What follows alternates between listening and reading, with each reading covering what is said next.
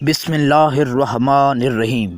قیامت سورہ اسرافیل کی اس خوفناک چیخ کا نام ہے جس سے پوری کائنات زلزلے میں آ جائے گی، اور اس زلزلے کی شدت سے تمام انسان اور جانور مرنا شروع ہو جائیں گے، یہاں تک کہ زمین و آسمان میں کوئی جاندار زندہ نہ بچے گا۔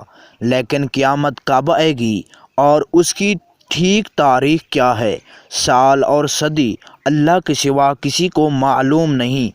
یہ ایک ایسا راز ہے جو خالق کائنات نے کسی فرشتے یا نبی کو بھی نہیں بتایا۔ قرآن کریم میں بھی یہی بتایا ہے کہ قیامت کے مقررہ وقت کا علم اللہ کے سوا کسی کو نہیں۔ اس حوالے سے چند آیات ہیں، ہم ان کا ترجمہ بھی آپ کے ساتھ گفتگو کریں گے۔ یہ آپ سے قیامت کے بارے میں پوچھتے ہیں اور یہ کب آئے گی؟ آپ فرما دیجئے کہ اس کا علم تو میرے رب کو ہی ہے، اس کو اس کے وقت پر اللہ کے سوا دوسرا کوئی ظاہر نہ کرے گا۔ وہ آسمانوں اور زمین میں بڑا بھاری حادثہ ہوگا، وہ تم پر اچانک آ پڑے گا۔ وہ آپ سے اس طرح پوچھتے ہیں جیسے آپ گویا اس کی تحقیقات کر چکے ہیں۔ آپ فرما دیجئے کہ اس کا علم اللہ ہی کے پاس ہے، مگر اکثر لوگ جانتے نہیں۔ یہ لوگ آپ سے قیامت کے متعلق پوچھتے ہیں کہ اس کا وقوع کب ہوگا، سوا اس کے بیان کرتے ہیں کہ آپ کا کیا تعلق ہے۔ اس کے علم کے تعین کا دار و مدار صرف آپ کے رب کی طرف ہے۔ بے شک قیامت کا آنا مسلمانوں کے بنیادی عقائد میں سے ایک انتہائی اہم عقیدہ ہے، اور اس پر ایمان لائے بغیر کوئی بھی شخص مسلمان نہیں ہو سکتا۔ حضرت حذیفہ ابن اسید غفاری رضی اللہ تعالی عنہ سے روایت ہے، ایک دن ہم لوگ آپس میں قیامت کا ذکر کر رہے تھے کہ نبی کریم صلی اللہ علیہ وآلہ وسلم ہماری طرف آ نکلے اور پوچھا، تم لوگ کس چیز کا ذکر کر رہے ہو؟ صحابہ نے عرض کیا کہ ہم قیامت کا تذکرہ یعنی ذکر کر رہے ہیں۔ تب آپ صلی اللہ علیہ وآلہ وسلم نے فرمایا، یقیناً قیامت اس وقت تک نہیں آئے گی جب تک تم اس سے پہلے 10 نشانیوں کو نہ دیکھ لو گے۔ پھر آپ صلی اللہ علیہ وآلہ وسلم نے ان 10 نشانیوں کا ذکر بھی فرمایا۔ پہلی نشانی دھواں، دوسری نشانی دجال، تیسری نشانی دابۃ الارض۔ یہ عربی زبان کا لفظ ہے جس کا مطلب ہے زمین پر رینگنے والا۔ دابۃ الارض قیامت کی نشانیوں میں سے ایک نشانی ہے۔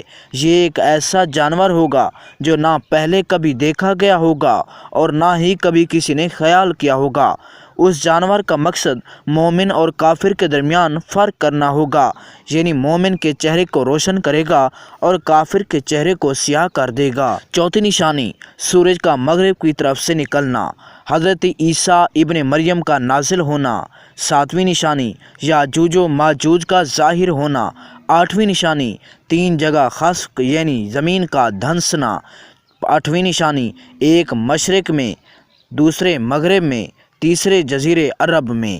ان سب نشانیوں کے بعد ایک آگ پیدا ہوگی جو یمن سے نکلے گی اور لوگوں کو ہانکتی ہوئی ان کے میدان محشر کی طرف لے جائے گی، اور ایک روایات میں 10ویں نشانی کے طور پر یمن کی طرف سے یا عدن کے آخری کنارے سے آگ کے نمودار ہونے کی بجائے ایک ایسی ہوا کا ذکر کیا گیا ہے جو لوگوں کو سمندر میں پھینک دے گی۔ ان تمام نشانیوں کے واقع ہو جانے کے بعد عیش و آرام کا زمانہ آئے گا، لوگ مزے سے زندگی بسر کر رہے ہوں گے۔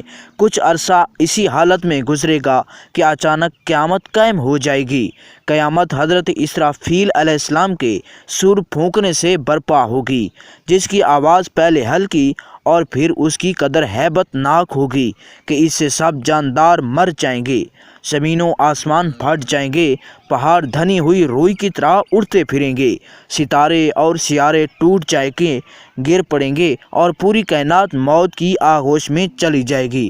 پھر حضرت اسرافیل علیہ السلام دوبارہ سور پھونکیں گے، جس سے سب زندہ ہو کر میدان محشر میں جمع ہونا شروع ہو جائیں گے۔ ناظرین، یہی دعا ہے کہ اللہ تعالی ہمیں اور آپ سب کو عمل صالح کرنے کی توفیق عطا فرمائے۔